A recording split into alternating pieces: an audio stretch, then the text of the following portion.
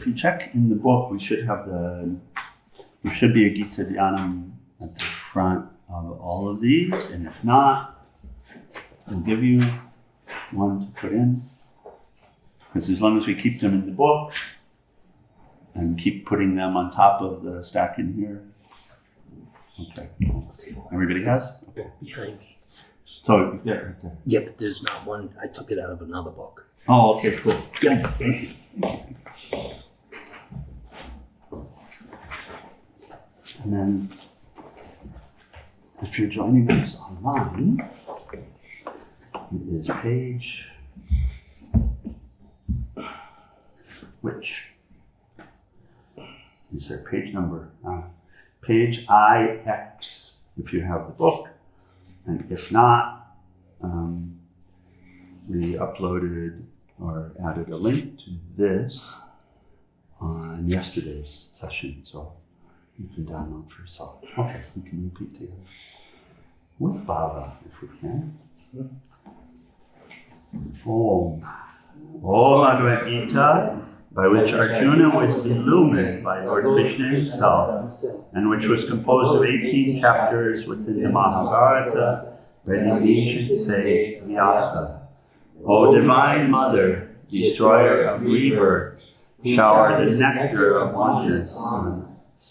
O Bhagavad Gita, my affectionate mother, on thee I meditate.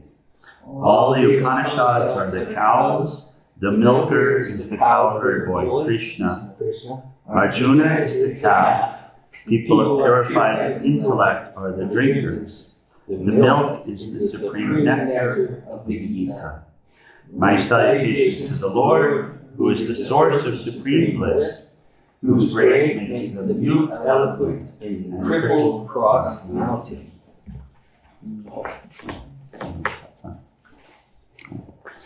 So we'll pick up. We're in the yoga of the grief of Arjuna, and this particular translates as the despondency of Arjuna.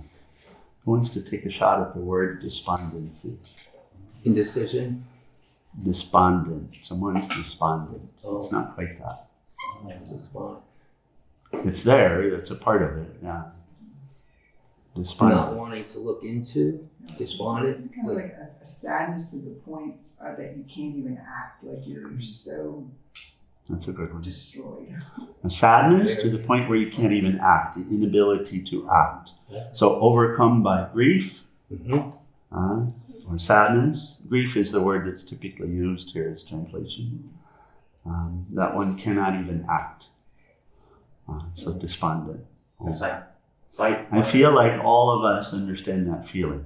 I feel all of us have at some point that a relationship with that feeling, because that is required in order for chapter 2. That's required in order to take the cure.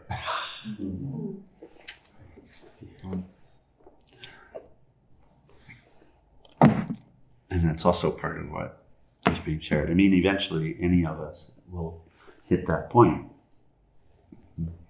Is that similar to like the fight, flight, or freeze? It's kind of frozen a little.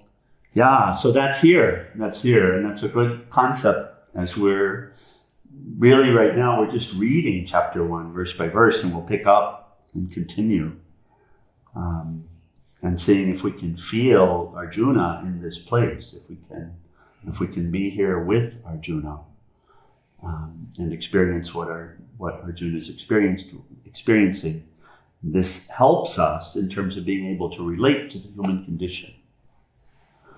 And that's what this chapter 1 is really about. We were talking about the process. So first, Lord Krishna, the best salesman of spirituality, is talking with us, knowing that we need what he has to offer. Right? But first, explaining the problems in a way that we can relate. Okay, so we pick up in the battlefield. The first horn had blown on the Kaurava side, and then the Pandavas responded with And we were hearing the names of the different conches and drums and all of this. So if we relate, we can feel the battlefield become alive with this tension of war. With this tension of war, this build-up, that increasing tension, right? Where something's going to happen here. So,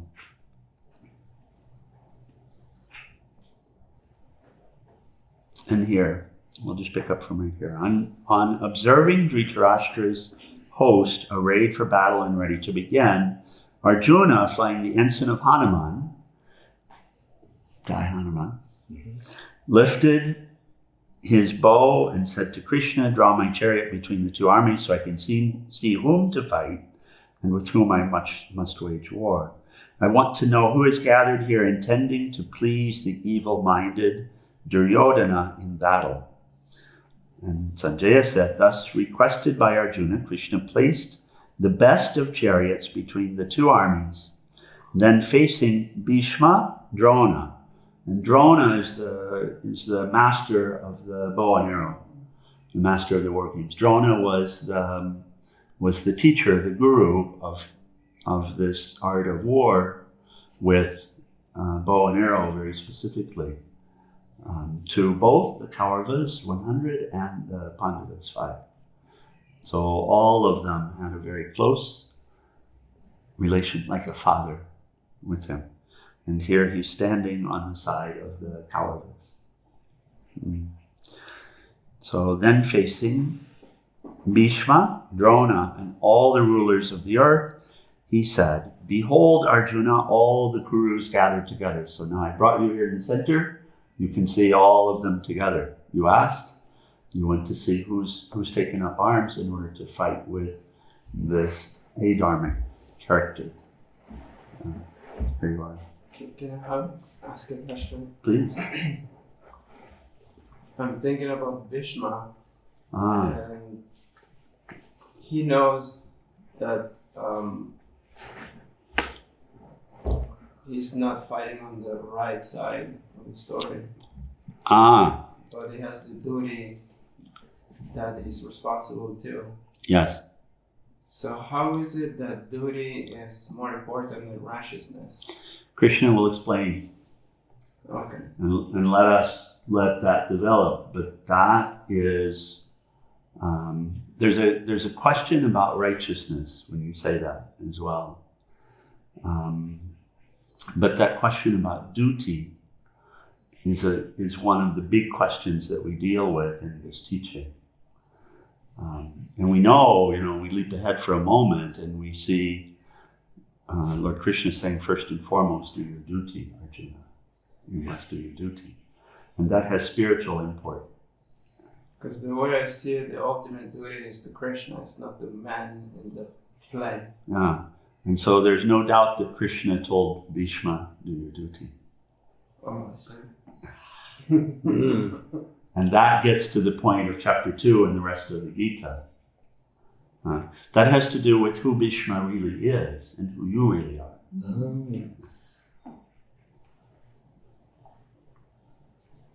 And it's a very good question. It's a very good question, very good observation. It seems a paradox. It doesn't seem to make sense. And so here, Swamiji, in his lead up to it, in his little bit of commentary on that point, he highlighted it and put the light on it. And he said the situation, he said Bhishma is a dharmic man, and life situation put him in a place where his duty is to fight on the side of adharma. Put it on. And so that's And so don't try to answer it right away. Okay. Allow it to be a question and allow it to keep coming. And then as we get to when Krishna starts, because immediately in chapter 2, Krishna starts talking with Arjuna about duty and why and how this is working, yes? And what it is that Arjuna is really here for. So, yeah, very good, very good. And Drona too. Drona also is a dharmic, character.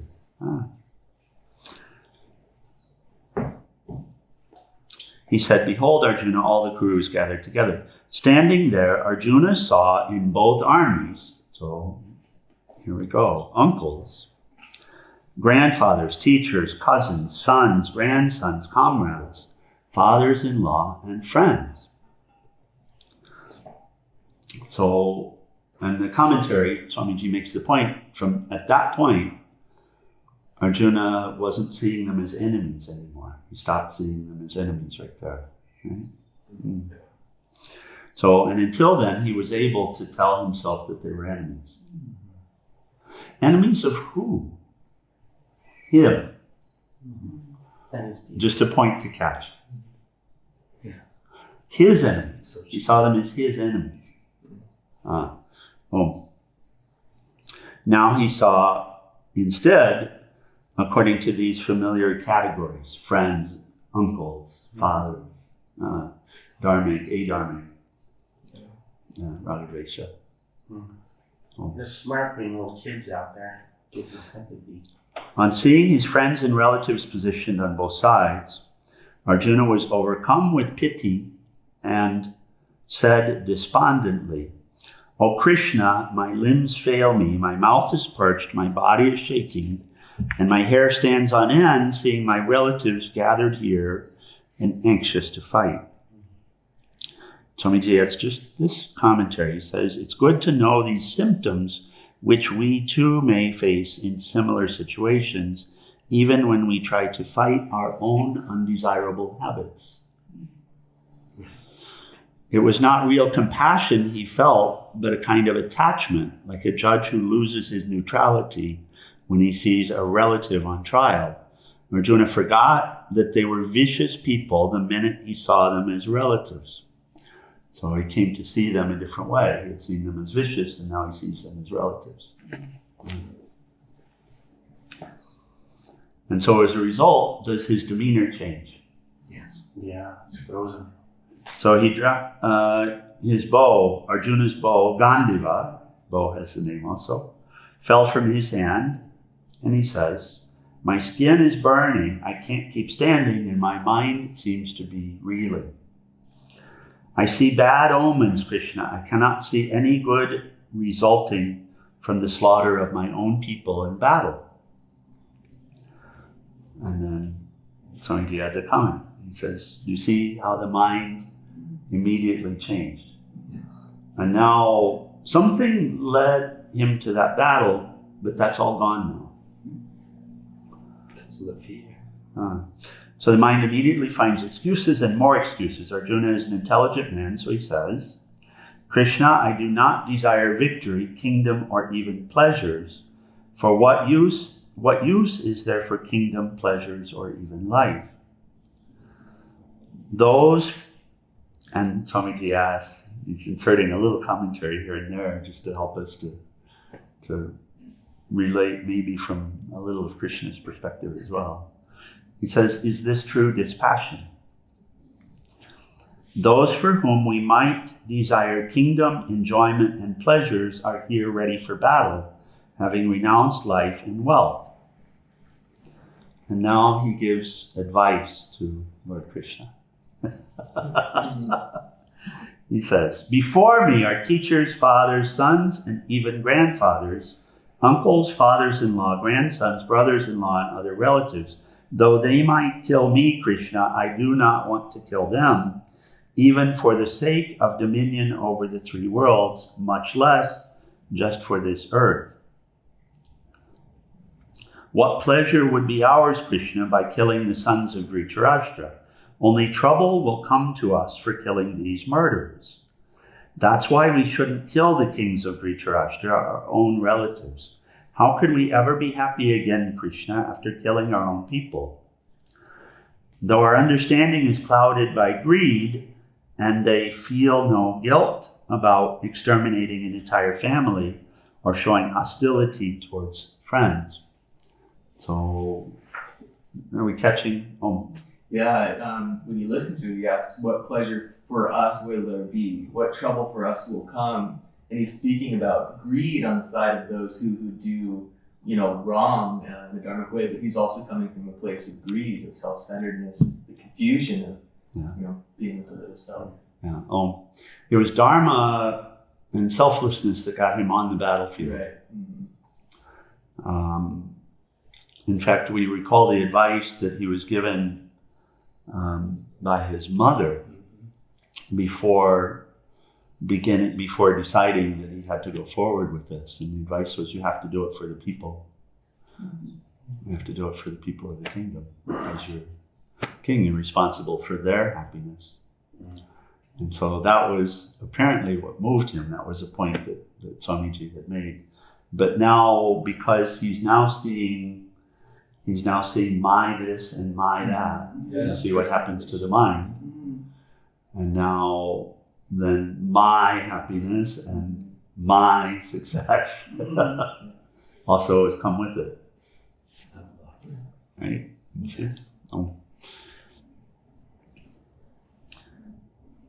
So this will relate back, and then some commentary that Swamiji adds on this point. He says, now Arjuna gives another excuse for not fighting. They're all wretched people, murderers. What's the use of killing them and purposely committing sins ourselves? Why does he call them wretched? Because it's true. If you go through the whole Mahabharata, you'll see no criminal offense to which they were strangers. They were all confirmed scoundrels. There are a couple of exceptions, by the way. So we've got Drona and Bhishma that are named. Yeah. But generally speaking, the Kauravas, the 100, and the rule in the kingdom, this is what he's talking about. Murderers, sex fiends, everything, you name it. This is when it says in the Mahabharata that everything that ever could have happened, did happen, could happen in the future is written about in the Mahabharata. So, and the stories in the Mahabharata about that part of the kingdom, the Kauravas, so greed incarnate, lust incarnate. So really being acted out in this way. And the subjects, anything you can imagine. So growing crops and having them stolen from them at the last moment when they're right? Sex with young kids, all of this you can imagine. It's there. So Swamiji says, why does he call them wretched? Because it's true. This is what we hear in the background story. They were all confirmed scoundrels. They secretly set fire to the house where the Pandavas were expected to sleep during their exile. They tried poison. They openly attempted murder. They deceitfully tried to deprive the Pandavas of their kingdom, wealth, and wife, Draupadi. Death is the reward that dharma or destiny will bring to such people, even if they happen to be Arjuna's relatives. So, and this is just commentary. We'll continue, but Swamiji is pointing out that in those words that Arjuna had used, Arjuna right here said, though their understanding is clouded by greed and they feel no guilt about exterminating an entire family, or showing hostility towards friends, still we shouldn't fight them because it won't bring us anything. Overwhelmed with sentiment, Arjuna wants to save them, even though his duty as a Kshatriya is to destroy evil. So that's actually the duty that he has been given. It's also the Sikh Dharma. So there are those in society that have different duties, different roles, and there are all of these. So this is the particular duty of his. So he's saying what to duty? No. The duty of a king is to uphold righteousness. At the same time that he calls them murderers, still he wants to save them and speak of committing sin. It's an argument based on sentiment, is the point that Swamiji makes. Okay, we continue.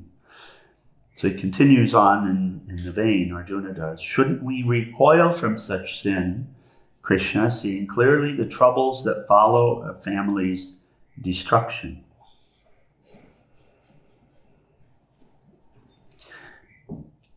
And he goes on, it will seem a little bit of an arcane, I don't know if we know the word arcane. The argument he makes next may seem a little odd, but arcane, not applying today, something like that. When a family is destroyed, its time-honored religious traditions also perish, and impiety is the opposite of pious. We talked about pious yesterday at some point, yesterday evening, I think. And impiety overtakes the survivors.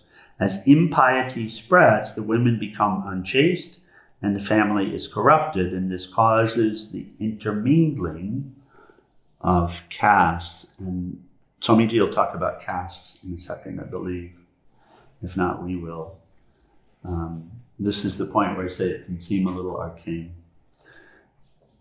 But it has merit today as well. With the mingling of castes, both the family destroyed and the family destroyers must suffer in hell without the aid of their descendants' devotional offerings. When castes are confused, religious traditions are ruined, and with it, the family's merits, all this caused by those who destroy a family.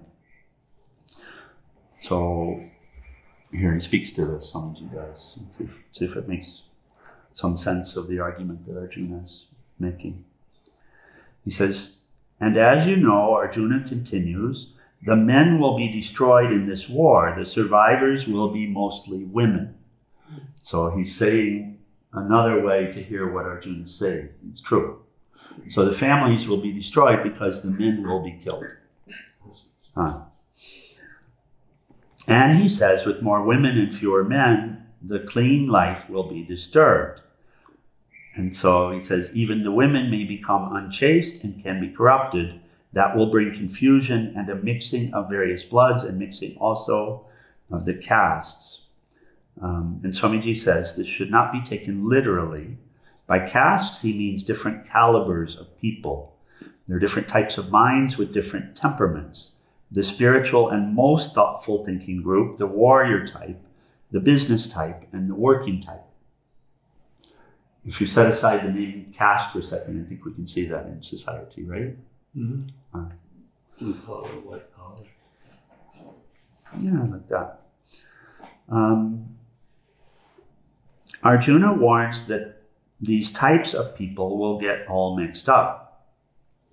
In those days, it was believed that people should marry in the same group to avoid cultural and intellectual differences.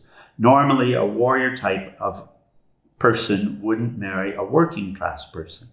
Not that either one was inferior or superior, but the thinking mechanism was thought to be very different. Such a mixture, says Arjuna, will cause terrible confusion, and this purity of life is disturbed. These are some of the reasons why he didn't want to fight. So, and of course, in society today, there has been this intermingling, and that in and of itself is not necessarily a problem. In and of itself is not necessarily a problem. Turns out we still have working class, we still have business people, we still have,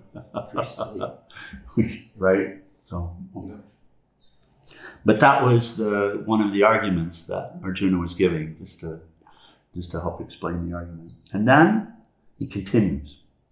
Krishna, we have heard that people must suffer for some time in hell when the religious practices of their families are destroyed. Alas, we are bent on perpetuating the great sin of killing our relatives, all out of greed for the pleasures of a kingdom. And he closes this chapter 1, this despondency of Arjuna, with two last slokas, two last statements. He says, it would be far better for me if the armed sons of Dhritarashtra would come upon me, unarmed and unresisting in battle, and slay me.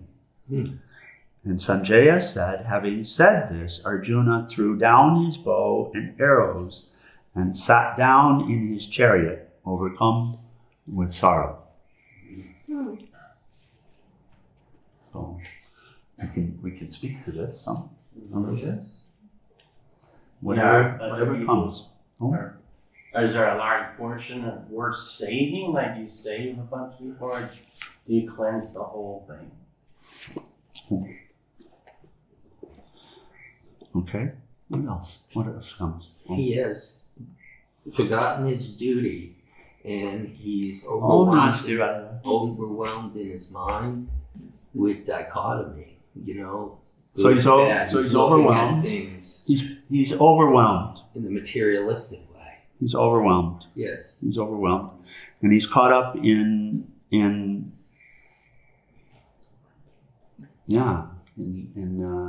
you say materialistic. Yeah, materialistic, not about money, but fame, good fortune, all of that are being discussed. But materialistic Right, meaning yeah. meaning the unreality of spirit and the reality of the physical. In that way, materialistic. Yeah.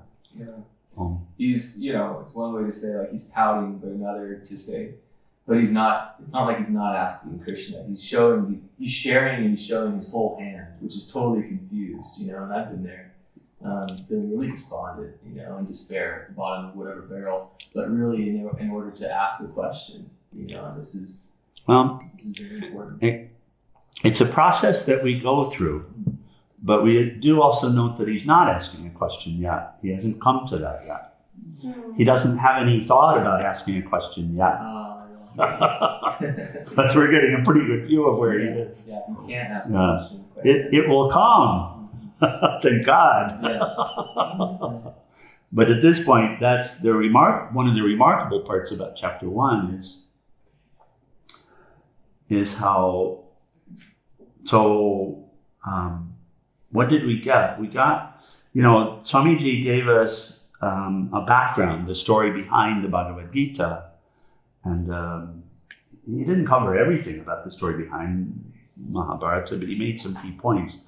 One of which was this discussion when this scene, and this is a scene in Peter Brook's Mahabharata, the movie as well, a big featured scene. So when Krishna is lying on the sofa pretending to sleep, lying in bed pretending to sleep, and Duryodhana comes into the room first and goes straight to the head and sits in the chair at the head, and then Arjuna stands at his feet waiting, and then Lord Krishna pretends to wake up, and of course he sees the one who's standing at his feet first, and the play, and then it works out that Arjuna gets the first request. Krishna is dividing his energy, and one can have all of his armies but cannot have him, and the other gets him, but he will not fight.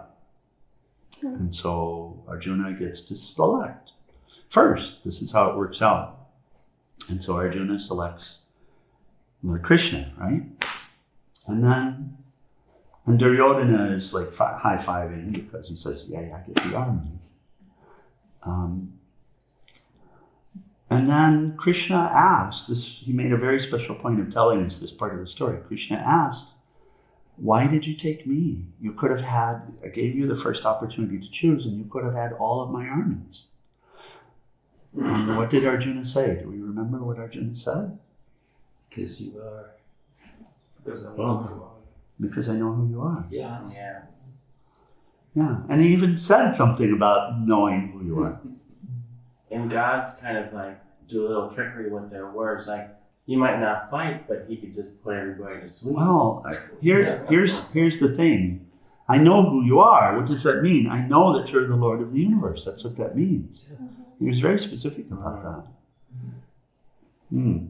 So, which brings to question, why would we ever allow ourselves to get into a situation where we're not asking the Lord of the universe? Well, and that's the play. That's chapter 1. We get to see how it happens. Yeah, the question is inherent in the expression, and that's seen from the omnipresent point of view, to where would Arjuna be despondent if Krishna were not the charioteer, but yet he had all the army's power? So he's afforded the space to break down and to share with the Lord his confusion in its most innocent expression, which is just to express. Yeah. And that really sows the seed for the dialogue to come. So this is the play, the self-fulfilling. It's required in the play. It is, yeah. But also, it shows our what's happening with each of us. And so, Yeah, very much so. yeah. Anything else that we would add on what we're hearing in chapter 1?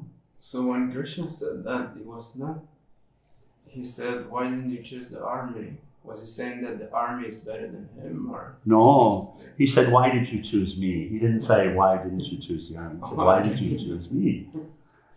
So, and the answer was, because I know who you are. So of course I chose you.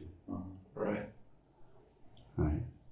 I mean, there wasn't a doubt for Arjuna. He didn't debate inside himself. He didn't consider, because in that moment he was present with all of his faculties, and that's the thing. So we see in the play how we very quickly lose our most important faculty.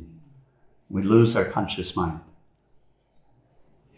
We lose our knowledge, and we move into this place of fight or flight. And so if we're constantly in this place of fight or flight, or if we don't know better, then we're always acting out without the benefit of the conscious mind. Right. And without the benefit of the light. But of course the play will bring us there. That's the point. But also the encouragement that Lord Krishna gives us is, so you have the opportunity to stay here. Jesus says, and I'm going to tell you how to stay here. He says, come as you are, but also he says, come as you are. You know, it's like, come, show up, but also as you are, free in spirit, you know, as a child. So, as you really are. So I know anger, you lose all control of your intellect and spirit. And does that happen with fear at this also? You just lose common sense and the higher good? Do you not have that experience? If you look at some time when you were afraid and debilitated by the fear and couldn't move and couldn't step forward and couldn't do what you actually knew you needed to do, Couldn't think. and you were contemplating all the reasons why you shouldn't do what you knew you were supposed to do. Totally. Yeah. Oh, so yeah. Yes. Okay. So we'll close final prayers in our PG.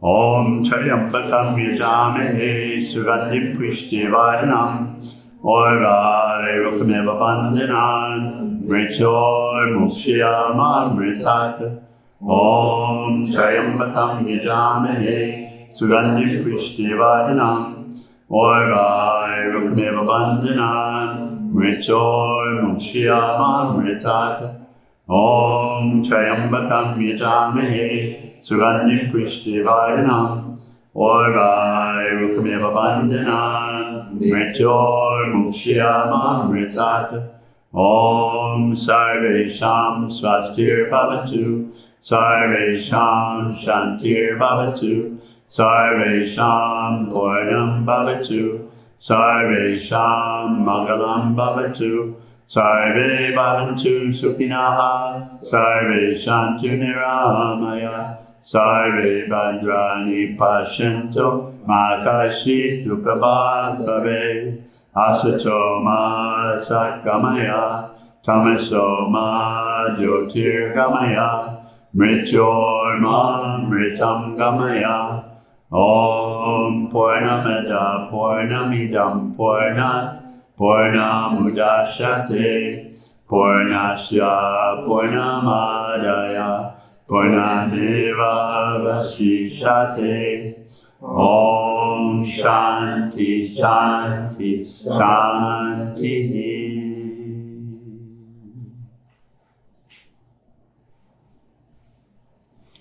O adorable Lord of mercy and love, salutations and prostrations unto thee. Thou art omnipresent, omnipotent, and omniscient. Thou art Satchidananda. Thou art existence, knowledge, and bliss absolute. Thou art the indweller of all beings. Grant us an understanding heart, equal vision, balanced mind, faith, devotion, and wisdom. Grant us inner spiritual strength to resist temptation and to control the mind. Free us from egoism, lust, anger, greed, hatred, and jealousy. Fill our hearts with divine virtues. Let us behold Thee in all these names and forms. Let us serve Thee in all these names and forms. Let us ever remember Thee. Let us ever sing Thy glories. Let Thy name be ever on our lips. Let us abide in Thee forever and ever. Bolo Sakguru Shivananda Maharaj Ki Jai. Bolo Sakguru Saraswati Mani Ki Jai. Okay, let's stand for our